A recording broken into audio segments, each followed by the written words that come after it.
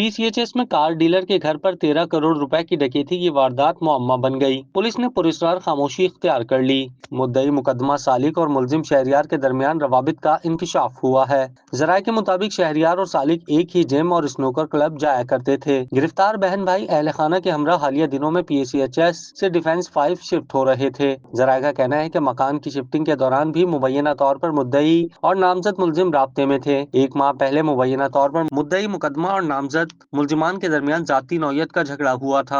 जराये ने बताया कि शोबिज इंडस्ट्री से वाबस्ता मुलजिमा यासिर जेब को घर के करीब से गिरफ्तार किया गया है, जबकि निमरा और शहरियार को मुबैना तौर पर डिफेंस फेज 5 में वाक़ बंगले से गिरफ्तार किया गया। मुलजिमान के घर पर 2 बार छापे मारे गए। दूसरा छापा 29 जून की सुबह मारा गया। छापे के दौरान तीसरी बहन नोरा मामूली जख्मी हुई। फिरोजाबाद थाने में दर्ज मुकदमे में 3 खवातीन और 2 मर्दों को नामजद किया गया। डकैती के इल्जाम में गिरफ्तार अफराद भी मजमूई तौर पर 5 बहन भाई हैं। पुलिस की पुरस्कार खामोशी ने मुकदमे और तफ्तीश पर सवाल उठा दिए हैं। लूटी हुई रकम सामान वारदात में इस्तेमाल डबल केबिन का ताहाल सुराग न लगाया जा सका। इस हवाले से SP जमशेद उमैर बाजारी और SP इन्वेस्टिगेशन अलीना राजपर से राब्ता किया गया, ताहम दोनों की जानिब से जवाब मौसूल नहीं हुआ। क्या आप कारोबार की तशहीर चाहते हैं या सोशल मीडिया प्लेटफॉर्म मैनेज कराना चाहते हैं? तो देर कैसी, अभी राब्ता करें ओनली न्यूज की टीम से। हमारा कॉन्टेक्ट नंबर आपकी स्क्रीन पर है।